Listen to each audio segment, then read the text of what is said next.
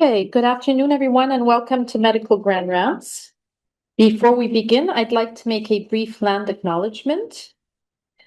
McGill University is on land which has long served as a site of meeting and exchange amongst Indigenous peoples. We acknowledge and thank the diverse Indigenous peoples whose presence marks this territory on which we now gather. A reminder to please answer a survey that will be sent to you immediately after the presentation. As well, please leave your questions till the end. I ask that you enter them in the chat and then we'll review all the questions. So today, our presentation is courtesy of the Division of Clinical Epidemiology, and I've been asked to introduce our speakers. We have three speakers that will talk to us about making sense of imperfect tests. We have Dr. Nandini Dendukuri, who is an associate professor in the Department of Medicine and associate director of the core here at the MUHC.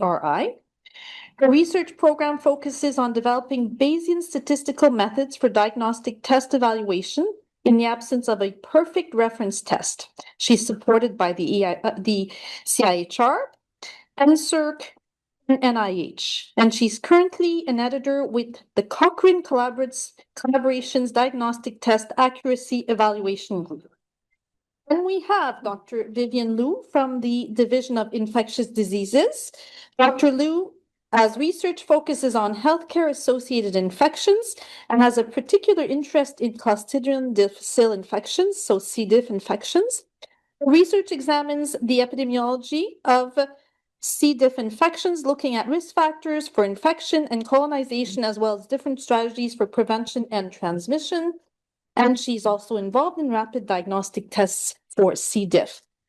And finally, coming to us from Manitoba is Dr. Jeremy Lee, who is a fellow in the Combined Infectious Diseases and Medical Microbiology Training Program at University of Manitoba.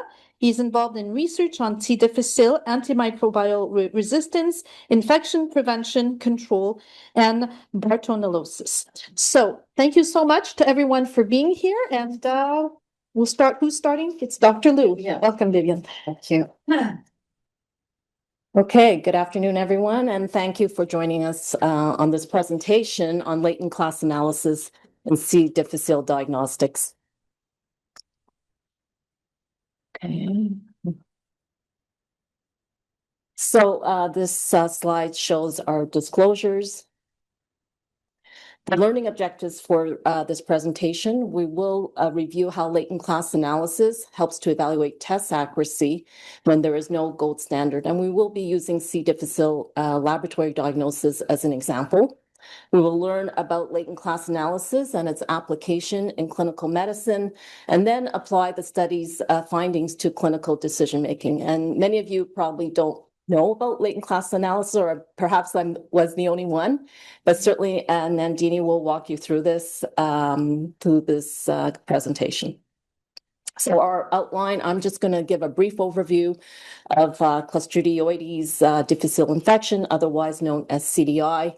Then Dr. Lee will discuss the challenges in the laboratory diagnosis of C. difficile. And then Dr. Dendukuri will discuss latent class analysis for evaluating tests for CDI, followed by a discussion. We would like to, on this slide, we would like to acknowledge our co-authors who are listed here, as well as our industry partner for this project from bioMérieux, as well as the funding agency CIHR for this project. Our work has been published in the Journal of Clinical Microbiology. If you wish to read more about it, you can find the citation here. So I'm just going to kick off with a brief, very short background on Clostridioides difficile infection, one of my favorite organisms, actually. My favorite organism. So this slide shows a gram stain of Clostridioides difficile. It is an anaerobic gram-positive rod, as you can see in this picture. It exists in two forms, the spore and vegetative forms, and it produces two toxins, toxin A and toxin B, which are the main virulence factors. There are other virulence factors, but these are the main ones.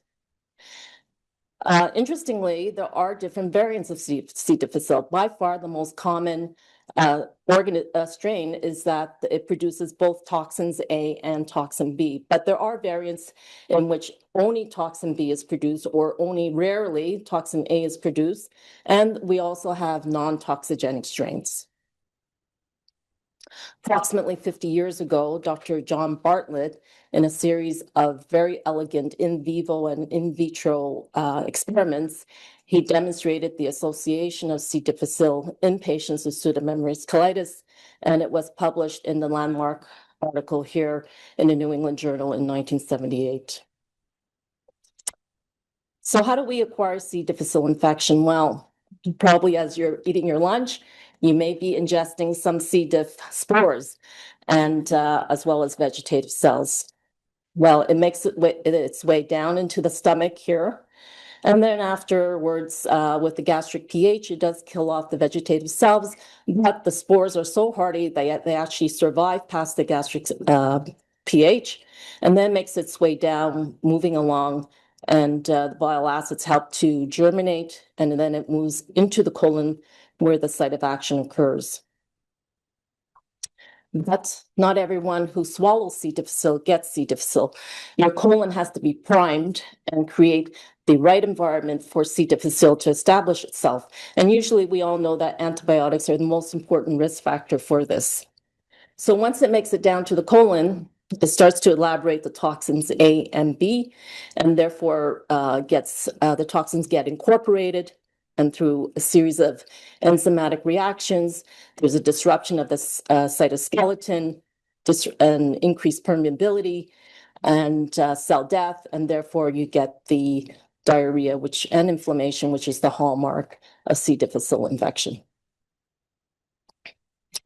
So, as I mentioned, in terms of reservoirs, humans are the most it is the most common cause of hospital-associated diarrhea, and as I just mentioned, antibiotics is the most important risk factor. Interestingly, there are people who carry C. difficile without having symptoms, and these are known as asymptomatic carriers. Young children less than 1 year of age have a very high carriage rate of approximately 30 to 50%, and adults have a carriage rate ranging from 5 to 10%. It can be found in the hospital environment and also can be found in retail food products such as salads, sausages, meat, chicken.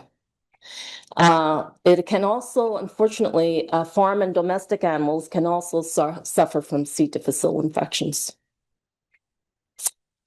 This slide shows the impact that it has had in Quebec. So there is a mandatory surveillance program for all acute care hospitals that it is mandatory to report all the hospital-associated C. diff rates in your hospital. So on the y-axis, you have a rate per 10,000 patient days, and you can see here on the x-axis the fiscal years. And this surveillance program actually started when the outbreak started in 2004. And you can see at its height, it was the rate was 12.6 per 10,000 patient days. And 21 years later, we've managed to decrease it to 3.3 per 10,000 patient days. And some of us who were around may remember that this outbreak was due to the introduction of a hypervirulent strain known as the rival type O27 or the NAP1 strain, and it was associated with a very high morbidity as well as mortality. Now I'm going to pass it on to Dr. Jeremy Lee, who is the, as Dr. Giannetti mentioned, is the PGY6 in his final year of the ID Med Micro program at University of Manitoba. Some of you may remember him. He was a former internal medicine resident here at the Royal Victoria Hospital and really has been the driving force in seeing this project to completion. Thank you, Dr. Loo.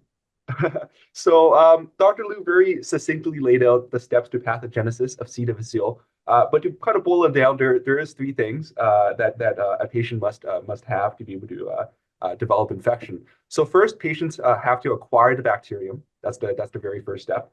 The bacterium that they acquire needs to actually be toxigenic. And what I mean by that is the bacteria needs to be carrying the gene for C. difficile toxin. And as Dr. Loo mentioned, it's not very common, but there are some strains of C. difficile that lack the gene for CD toxin.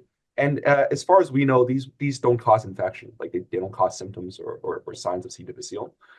So yeah, the bacteria needs to actually carry the C. difficile toxin. And then lastly, the bacteria needs to be expressing the gene in vivo and secreting toxin to make the patient ill. And so all three of these are required really based on our understanding of the pathogenesis of C. difficile. All three steps are required to cause infection in patients. It is known that some patients can carry toxigenic strains of C. difficile without developing signs or symptoms of infection. And we call this C. difficile asymptomatic colonization.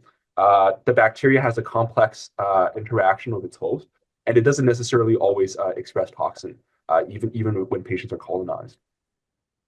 So this slide kind of lays that out in kind of a graphical format.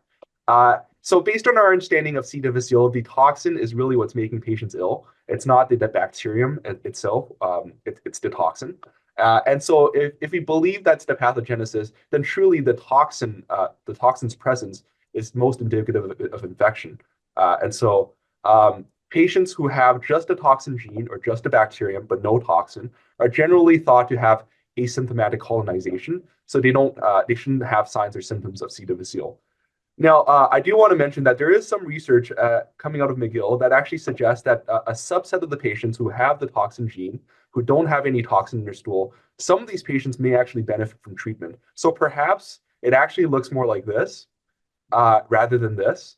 So, and that's kind of interesting because we just spent the last 5 minutes saying that the toxin is like a critical mediator in the disease pathogenesis. And so one possibility, one explanation for why this is, could be that there's something about C. difficile's pathogenesis that we don't understand. But I think the more likely explanation is that our ability to detect small amounts of C. difficile toxin in patients is limited. And this is true. Like all the tests that we have for toxin, they have issues of sensitivity. And we'll talk about that a little bit more. But in showing you this, I am alluding to the fact that there's multiple tests for C. difficile, and they have different targets. Some tests detect the bacterium, some tests detect the gene for the toxin, and then other tests still detect the toxin itself that's preformed in stool. So C. difficile testing is actually pretty complicated. And yeah, it really is quite complicated. Like at the Jewish General Hospital at the MUHC, we test for C. difficile using a PCR test. But this is not the same thing that's done everywhere around the world. Like at University of Manitoba, we do something slightly different. In other parts of Quebec, like when I did my CHIME rotation in Gatineau, they did something different. They used the GDH EIA followed by the toxin EIA. So there's a myriad of tests for C. difficile. None of them are perfect. Each of them have their strengths. Each of them have their drawbacks. And so there's no single agreed upon algorithm that's used universally for C. diff diagnosis. Different labs have different approaches, and they usually use a combination of the available tests. And even then, it's not perfect. So this diagram is a lot, but this kind of lays out some of the diagnostic tests for C. difficile. Now, so in traditional diagnostic medicine, the kind of way we understand disease is that there's a single disease you're trying to diagnose, and this disease is a binary condition. So either patients have the disease or they don't. There's not really supposed to be an in-between. And you have like an armamentarium of diagnostic tests that either support that diagnosis or go against it. But whether or not the patient truly has the disease, like the true disease state, is kind of hidden to you as the clinician. And so in statistics, you can call this like a latent variable. In this context, latent just means hidden. And so you have a variety of diagnostic tests. Each of these diagnostic tests, they have a sensitivity, a specificity, and with those, you can calculate like a likelihood ratio for that test. And so you see your patient, you examine them, you have a pretest probability of whether or not they have that disease, and then you do these tests. Each of these tests have a likelihood ratio. You compound the different tests together, and you come up with a post-test probability. That's how diagnostic testing usually works. And that's not terribly difficult to model mathematically. But C. difficile is interesting. It's more complicated than that because first of all, there's like a half dozen tests for C. difficile, and they don't all detect exactly the same thing. Like we have some tests that detect the actual toxin in the stool. We have other tests still that detect the gene for the toxin, And then we have other tests that detect the bacterium. Without going through every single one of these tests, one example would be C. difficile culture. So that's the test down here in the bottom left corner. This is exactly what it sounds like. It's a procedure for isolating C. difficile from a patient's stool and then growing it in the laboratory. And it is very specific for the patient having C. difficile in their stool, but it does not necessarily indicate that that bacteria is toxigenic. And even if it is toxigenic, it's not indicative that it's actually causing infection. Like there's no proof that it's actually producing toxin. What we use at the Jewish and at the MUHC is a PCR test. So PCR tests are one of many nucleic acid amplification tests. So they belong to this group of tests called NATs. And our PCR test specifically targets the gene that encodes C. diff toxin. So that's the target of the PCR. So it's a little bit more specific than just detecting the bacterium. It actually only detects toxigenic strains of C. difficile. Non-toxigenic strains would not be detected by this. And it's actually a pretty good test. Like NATs generally have sensitivities that are above 90%, including the test for C. difficile. And the specificity is also pretty good. It's not perfect, but it's somewhere in the 90 to 95% range. The reason it's not perfect is that some patients can get colonization of toxigenic strains of C. difficile. So they have C. difficile bacterium. The bacterium has the toxin gene, but it's not necessarily expressing toxin in the patient. And so it's not perfectly specific. Now, a test of a specificity of 90 to 95% is pretty good, but you also have to remember that the positive predictive value of a test depends not just on the test's performance characteristics, it also depends on the pretest probability of the disease. And as it turns out, patients in hospital, they get diarrhea for all sorts of reasons, not just C. diff. And even if you carefully evaluate a patient and they're having diarrhea and there's no obvious cause for it, the likelihood of them having C. diff is actually pretty low. Like in our study, it was about 14%. And so that ends up equating to a positive predictive value of about 75%. That sounds pretty good, but it means that about 1 in every 4 positive NAT tests actually represents a asymptomatic colonization, essentially, so like a false positive.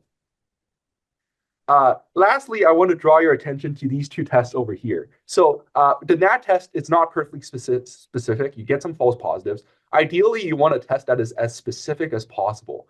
And so these 2 tests here that detect the actual toxin in the stool, they are very specific. Like generally in the literature, it's reported to be specific beyond 97%.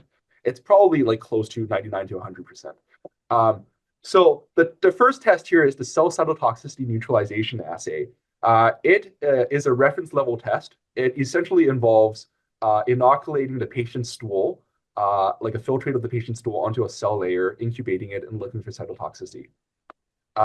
That's kind of like a very simplified version of how that works, but when it's done correctly, it is very specific for detecting actual toxin in the stool. So historically, the CCNA is recognized as the gold standard for diagnosing C. difficile infection. And this is because of a seminal paper that was published in 2012 in Lancet Infectious Diseases that showed that the CCNA test was much more correlated with clinical outcomes than either the NAT or the toxigenic culture. So for a very long time, the CCNA has been recognized as the gold standard test for C. difficile infection, but there are some issues. First of all, it's not perfectly sensitive.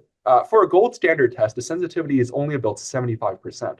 So it misses a fair number of cases. It's also a very technically challenging, time-consuming, and slow test.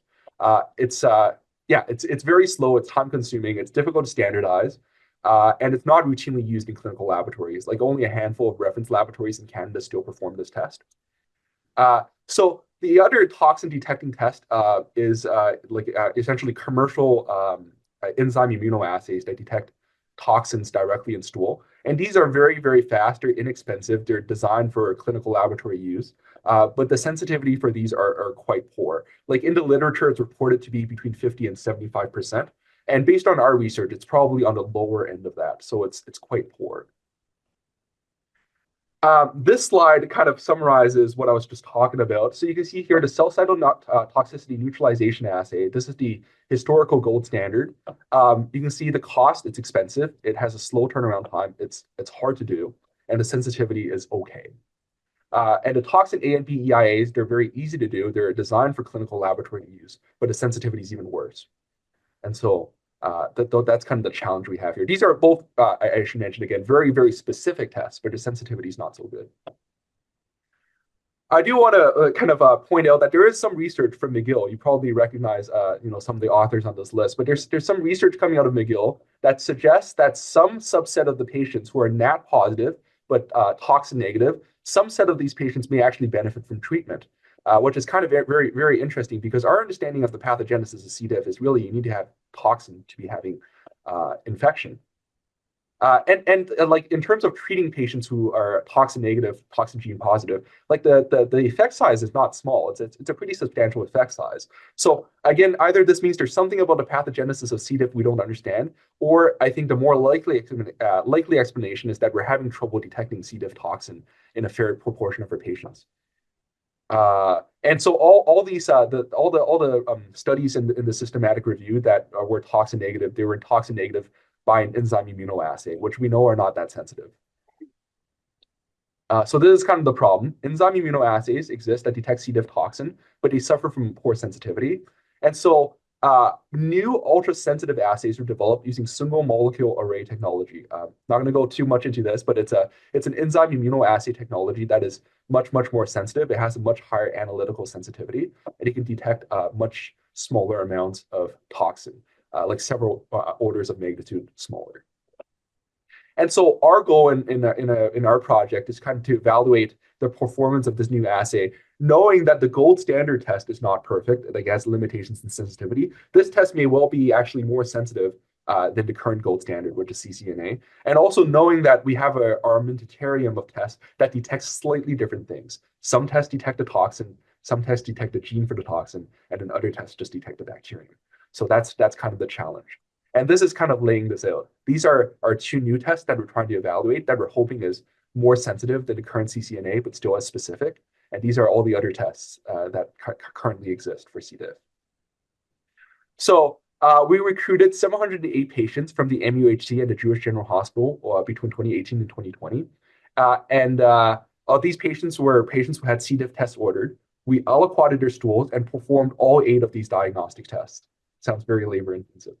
But we performed all 8 of these diagnostic tests. And then we used a latent class analysis. Nandini's going to talk about how that works to calculate the sensitivity and specificity of each of these tests for detecting bacterium, for detecting the toxin gene, and for detecting actual toxin in stool. These are the characteristics of our patients. So 708 patients. The severity of disease varied widely across. Some patients had no symptoms really at all, maybe just some diarrhea, and then all the way to 1 death. So a very wide spectrum of the disease severity. But most patients were on the more mild side.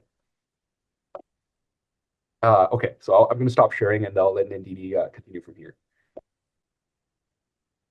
And I'll just give you a few definitions first before beginning to explain what the method is about. By target condition, I mean the medical condition of interest, which is C. difficile infection in this case.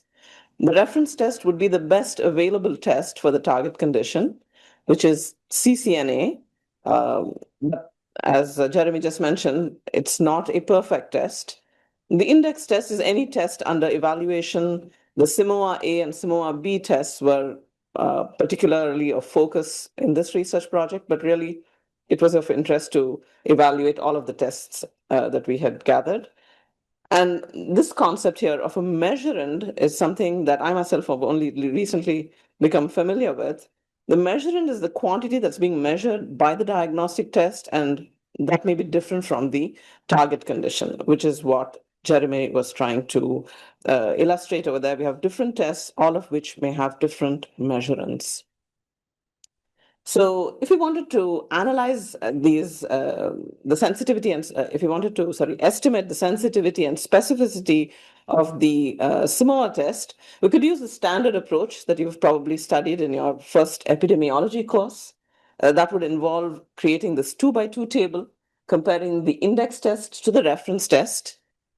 If the reference test is perfect, then these red cells, the B and the C cells, should ideally be as small as possible, because the discordance between the index test and the reference test would suggest that the index test is not good.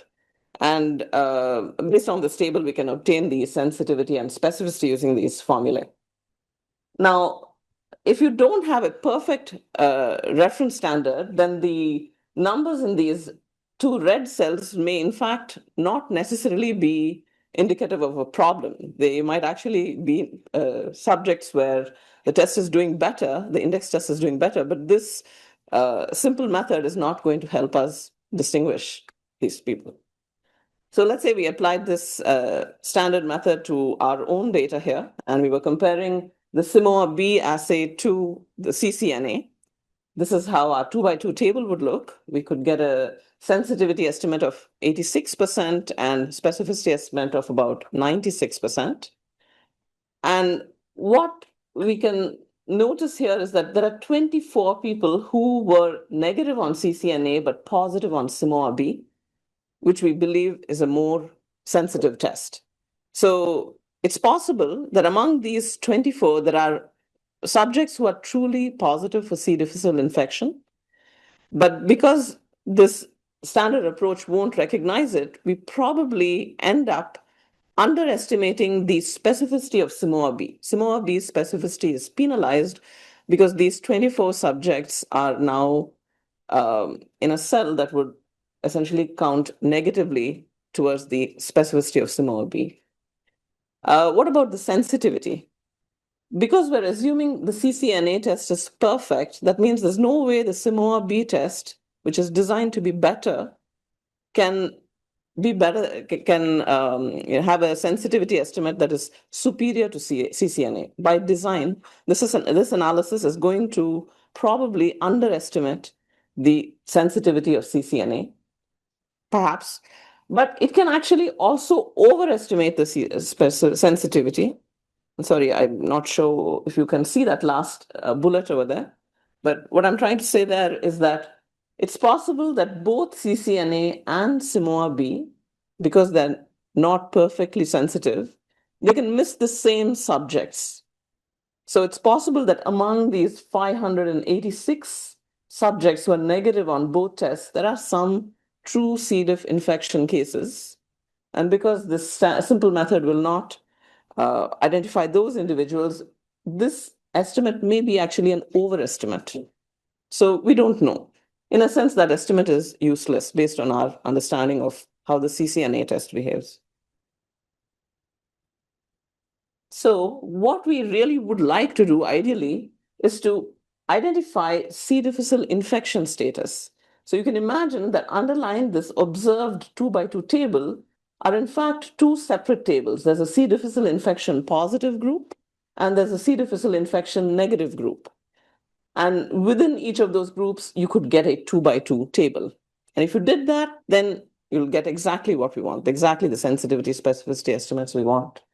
And I'm indicating here by these algebraic symbols, and I'm using this notation because this information is hidden. This is latent. We want to estimate this, but we don't actually observe it.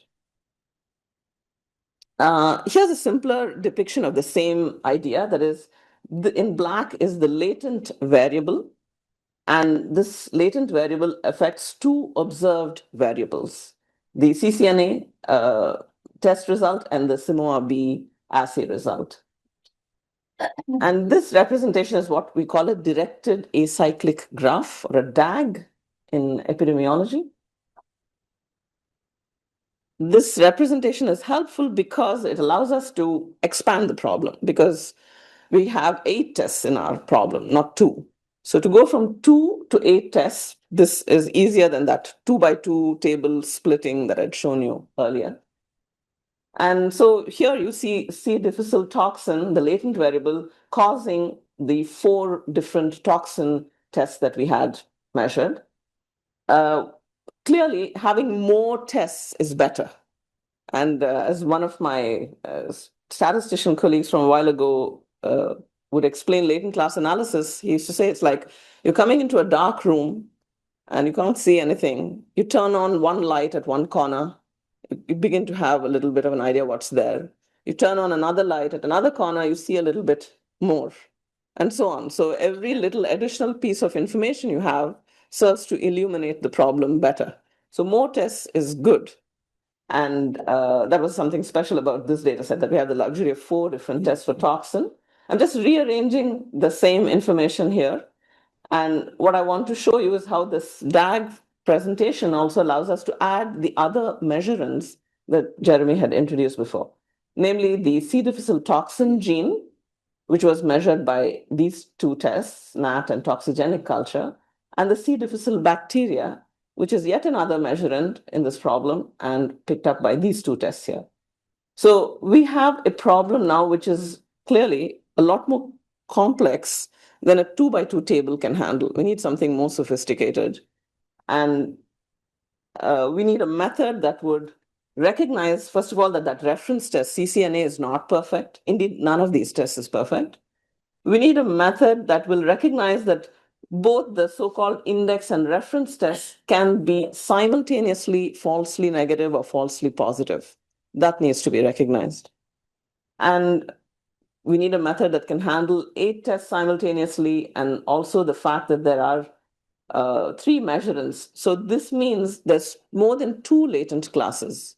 That first 2x2 table that I showed you splitting into 2 parts, that's a simple case where there's just 2 latent classes underlying the observed data. Here is a problem. Because of the presence of multiple measurements, there's a possibility that there are more than 2 latent classes. Indeed, there's people probably who don't have C. difficile, there's people who are asymptomatically colonized, and there's the people who actually have the toxin. These are at least 3 groups that we'd like to pick up. So the method that would allow us to do all that is what we call latent class analysis. It's a statistical approach for modeling the uncertainty in our knowledge of the target condition. And once it models this uncertainty, it serves to identify the underlying latent classes. And once you have the latent classes, you can estimate the prevalence of each class and the parameters that interest us, like sensitivity, specificity, and predictive values. This method's been around for a while, and it's actually quite familiar to clinicians and those in clinical research. Here's an article that appeared in Science in 1959, Reasoning Foundations of Medical Diagnosis, which describes latent class analysis. And it's not called that, but essentially it describes how symptoms or other clinical measurements can be used to determine the diagnosis for an individual patient. And this method has picked up attention rather slowly, but especially when PCR became available, there was a lot more interest in these methods. And why? Because PCR was clearly more sensitive than a test like culture. So the standard method could never make PCR look better than culture, because by definition, the standard method treats culture as being 100% sensitive, which for many conditions like chlamydia, for example, it was known not to be. And here, this little cartoon from, I think also from clinical microbiology, what happened was, when people came across this situation where the new test under evaluation is better than the existing reference test, they started inventing methods that would allow us to recognize this improvement. So they would do things like this. It was called discrepant analysis. I compare my new test to a reference test. When results differ, I test the discrepant samples in a third test. And that third test was often another PCR test. So, the adjudicating test was essentially the test under evaluation, which was clearly biased. And so this method was, and other methods like what are called composite reference method standards, you can show mathematically they don't make sense. You need something that allows the uncertainty to be modeled. So I myself have dabbled in this area for a while. Here is an article that I wrote in 2009 where we recognize that there are more than one latent variable perhaps underlying the observed data. And here's an excerpt from an article in 2014 that shows how there's been a steady growth in publications, both theoretical and empirical publications on latent class analysis.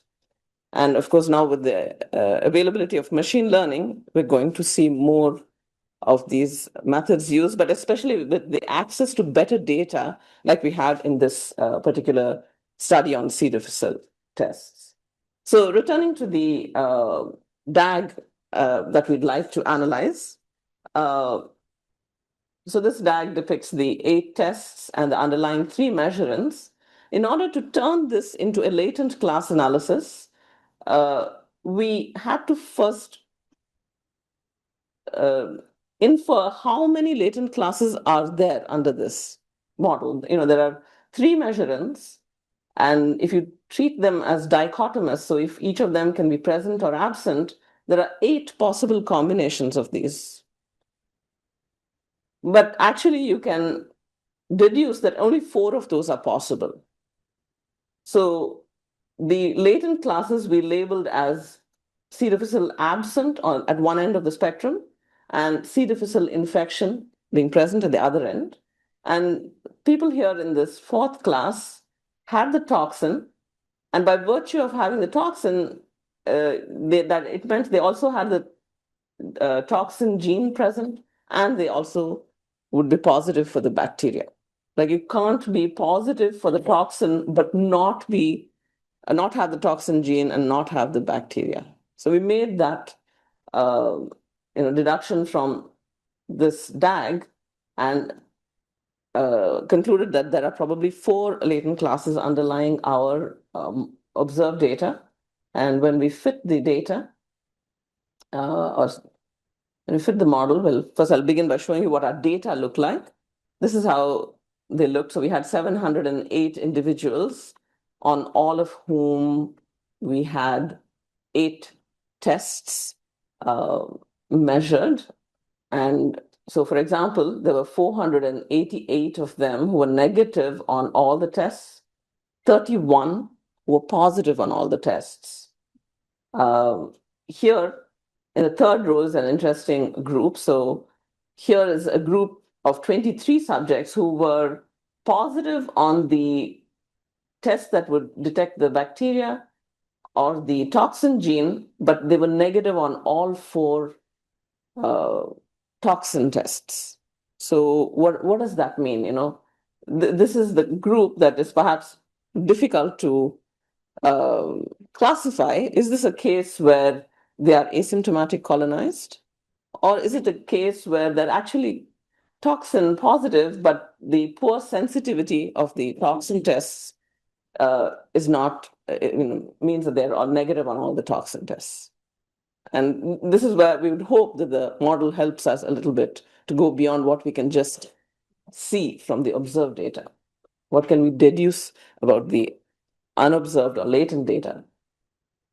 So putting this through a latent class analysis with 4 latent classes gave us these prevalence estimates. We estimated about 14% of people in this cohort actually had C. difficile infection.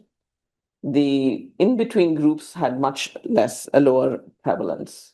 And this may be in part because of what Jeremy alluded to. This was perhaps a cohort of people who were not at the more severe end of the infection. Here's our estimates for C. difficile infection, sensitivity for C. difficile infection, for all of the 8 tests that we observed. In green, you've got the toxin tests. And so one thing that stands out is that the 2 Simoa A and B tests, according to our model, have superior sensitivity to the CCNA test. However, they are less sensitive than the tests that pick up the other measurements. And the virus toxin EIA, as expected, has a low sensitivity. We can also estimate from this model sensitivity to the other measurements. And so you can see here straight away that the toxin tests would do poorly for picking up the toxin gene, because indeed only a subset of those people who have the infection have the toxin gene. So it's, if you used the toxin test to pick up the toxin gene, that doesn't, that's not a good idea, clearly from this. And you can see as well that bacteria, so they pick up the toxin gene, have a lower sensitivity to picking up the bacteria. So this essentially reflects the assumptions that we made through our tag. The specificity of the toxin tests is good, better than the other tests that are non-specific for the toxin. And so you can see that these tests, whereas they had high sensitivity, they have worse specificity than the toxin tests. And and on the other hand, for example, culture of Vidas GDH would have a very good specificity for the C. difficile bacterium itself, but not so much for the for the toxin. Here are the positive and negative predicted values. So the CCNA has the best positive predicted value. Not surprising, it has a near perfect specificity. And in general, the toxin tests have a better positive predictive value than the other tests. They also have a high negative predicted value, though it's not as high as the tests that pick up the other measurements. And finally, here is another way to look at the sort of the discordance that may arise between the tests that pick up the bacteria or toxin gene and the toxin itself. So when we looked at what is the probability or what is the risk of CDI in those individuals who are NAT positive but toxin negative, these were the results we obtained. So if the test that was used, if the toxin test that was used was a Simoa A or B test, then there's a low chance that they have C. difficile infection. Sorry, I should say I'm saying that's low. I'm not sure how it would be judged by a clinician, but certainly it's lower than if you had a Vidas toxin negative. So the study that Jeremy referred to earlier, where they noticed that subjects who are NAT positive but toxin negative appear to have a high chance of actually having C. difficile. This result here would explain why. So once again, it seems that the Simoa A and B test would probably be an improvement over that toxin EIA test. Here's a table, which is a rather large table, but I'll try to break it down for you. The left-hand side is the same table that I showed you earlier, the frequency of the different patterns of test results. And what I want to drive home here is the idea of model validation. So we have a nice model. It seems to give us some results that make sense, but how do we know this model is right?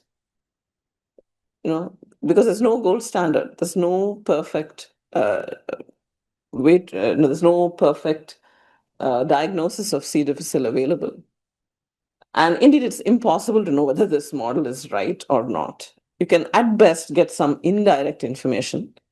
And what we did is, for each of these patterns, we first calculated what is the probability of belonging to each of our 4 latent classes. That's on the right side of this table. So if somebody was negative on all the tests, then the model, thankfully, puts them with 100% chance into the C. difficile absent group. And on the other hand, if they're positive on all the tests, then they would end up in the C. difficile infection group. These 23 individuals whom I highlighted at the beginning, they would end up having an 87% probability of being in this third category here, that is carrying the toxin gene, but not the toxin itself. But still, there's a small chance that they may have the toxin too. And so that means 87% chance that they're asymptomatically colonized.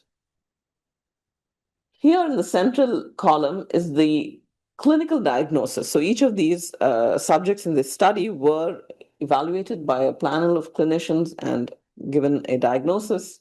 And it's interesting to see that these 23 individuals were classified as having C. difficile infections based on clinical judgment, which, of course, as we know, is also not perfect.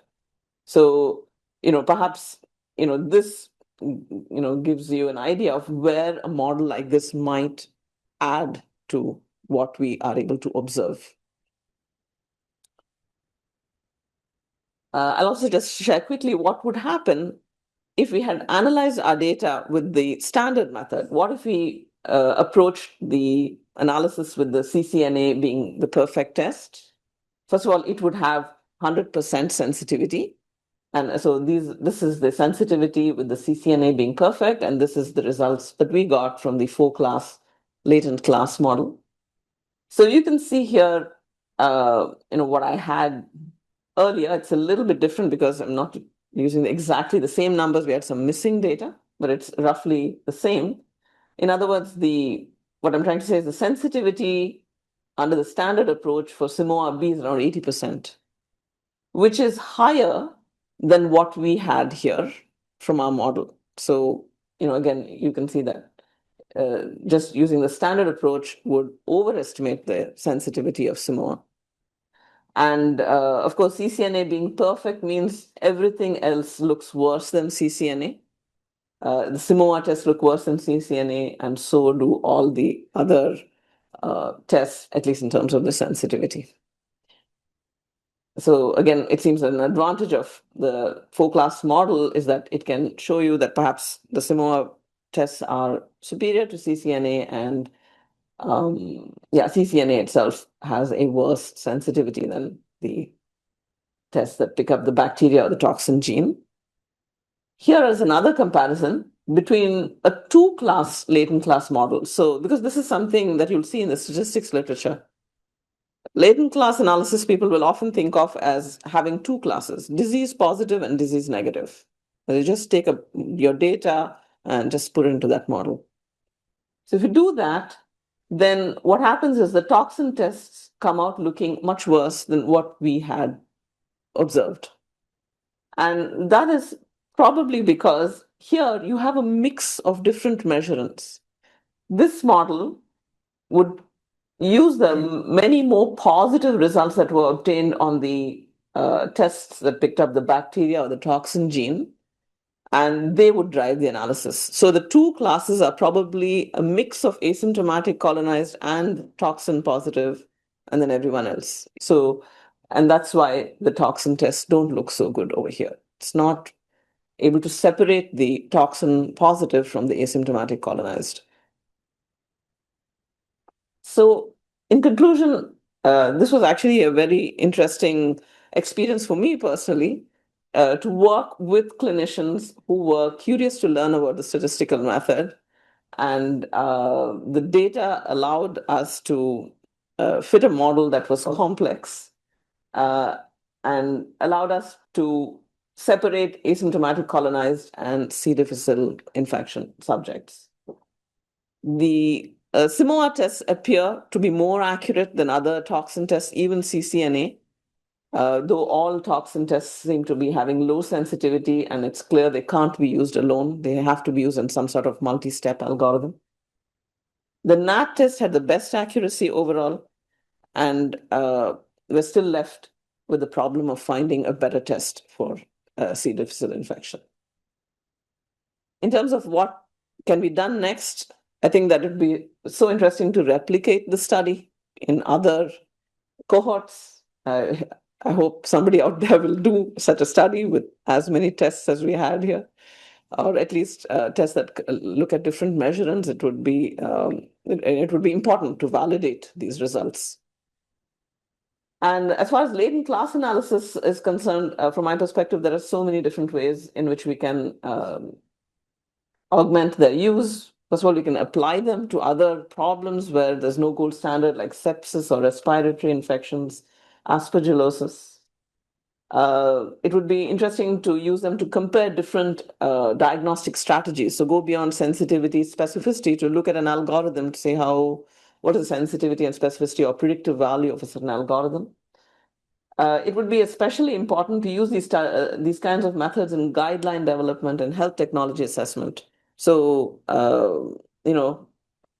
especially when you're trying to determine whether a new technology is superior to an existing technology, you definitely want a method that's not forcing you to assume the reference test is perfect. And when you're trying to especially, let's say, consider cost effectiveness analysis, if your new technology is more expensive and is forced into a model where the old technology is 100% accurate, you'll never approve the new technology. So you need a model that allows you to consider that uncertainty. And as we saw, these models are not perfect themselves. They're sensitive to assumptions. So there is really a need to do more in terms of evaluating their robustness to modeling assumptions, to validate assumptions that people make. So thank you.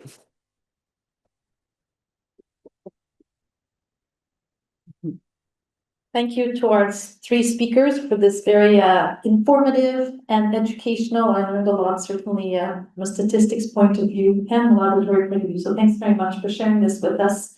Yes, go ahead. We'll take questions first from the room. Do you have the microphone? Yeah, I have a question. If I look into your data, you're all positive patient. If I added them together, it's around 100 patient. And you have a 488 negative patient. If I calculate the positive rate, it's like less than 10%, but less than, it's about 100 divided by 588. It's less than 20%, 17, 18. So my question is, could it be a raw selection of patients for testing? Because the testing positive rate, whatever the method is around that 17 or 18% positive rate.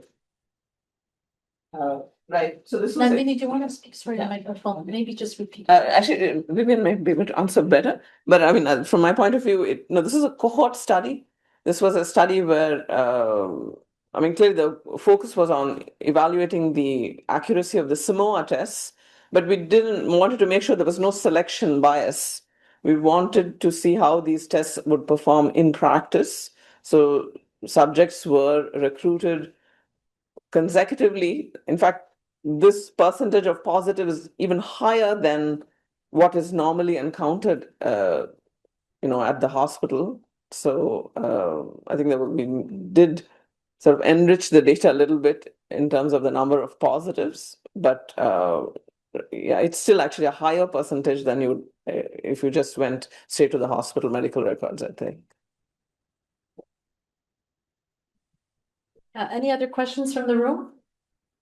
Or from the chat? I have a question about pre-test probability, maybe a question more for the clinician lab people. Does the pre-test probability clinical play a role in the test that you order? How do you factor that in? So if I have, 25-year-old healthy person who's never taken antibiotics and I send stool for C. diff, risk of small risk of false positive, does that affect the test that you choose, or you don't look at all at your pre-test probability? Well, first of all, we only offer one test here at the MUHC, so there's no choice but to we only offer the NAT test mainly for various reasons. In terms, and also we take into account the laboratory workflow as well. If you could, would that play a role? No, probably wouldn't in terms of the pretest probability. I have to say we do also have laboratory stewardship so that we do not accept stool samples that do not meet a certain criteria in terms of liquidness. We do reject stool samples that are not liquid stools. Mark? And is there a clinical gold standard in the sense that, I treated a patient with vancomycin and they stopped improving 48 hours later, and could you use that as the reference standard? And I guess I'm trying to wrap my head around what a negative one would be. The kept improving despite vancomycin didn't work. There's diagnosis that was wrong or. Yeah. The thing is that we have to remember that laboratory tests are laboratory tests. They're used to help us with the clinical diagnosis. So there's always clinical judgment in conjunction with the test result. So yeah, sometimes there is, we know that the NAT test or the PCR test is very sensitive, but not entirely specific. So we do need we do have clinical criteria. So for example, it's been mainly used for surveillance data, but we do have, patients need to have at least 3 liquid bowel movements within 24 hours for 2 consecutive days without an alternative explanation. And included in that is also, if their test is negative, a response to vancomycin. But sometimes it's very hard to tease out because sometimes diarrhea can also be self-limited, even without vancomycin. So, and usually because of past history of C. difficile in Quebec, we don't usually wait too long to treat these patients. So yes, we do have a clinical response to vancomycin could also be part of the definition. Lisa? I have this question. I guess that's you, Nandini. So, in this example, when you had to choose the number of latent classes, I'm guessing that's a much more complex study than it was in this particular application, where there was a logic you can't have C. diff infection without having C. So, I'm wondering, could you unpack a little bit more, talk a little bit more about the challenges that might lie in the selection of the latent classes? Yeah, no, definitely. Infectious diseases are therefore the area where you'll see a lot of latent class analysis applied, because there's a very clear definition of what latent quantity you're after. If, as you may know, we were talking about doing something similar for diagnosis of dementia. It's much more complicated because when you're talking about different constructs, none of which is clear. It's all latent. So, and I think it's so important to have a interdisciplinary team to set up that DAG and then deduce from that the number of latent classes in a given problem. Because latent class analysis is known in the statistics, mathematics literature for a long time. In fact, people use it to as a sort of cluster analysis to explore how many clusters are there. But in the case of this application for disease diagnosis, we're not going on an expedition to find new clusters where we know ahead of time the number of underlying classes. Either it's disease positive and disease negative, or in this kind of an application, maybe there's some asymptomatic colonized and toxin positive. It's quite clear. It's not an unknown number. And the labels of those latent classes as well are, clearly defined. Yeah. Sorry, we just have a minute left. There was a question for Jeremy. Sasha, you asked the question. Jeremy, if you want to answer that, the specificity of 75% NAT is in symptomatic patients, i.e. those with diarrhea. Jeremy, do you want to comment on that? Oh, he did answer it. Yeah. So like the specificity, so the positive predictive value is 75%. Even in patients of diarrhea, that's what we found in our study. The prevalence of C. diff is 14%, and in our study we only requested stools from patients who were having diarrhea. So if it was formed, we would have rejected it. Okay. And just another comment here from Mary Arietta. Missing from your test list is Cepheld's gene expert, which identifies both ribotype 027 and NAP1. Any comments on that? Yeah, that became very popular during the height of the outbreak, but it doesn't really help us because it doesn't change the way we manage patients. Yeah, knowing whether it's NAP1 strain or not.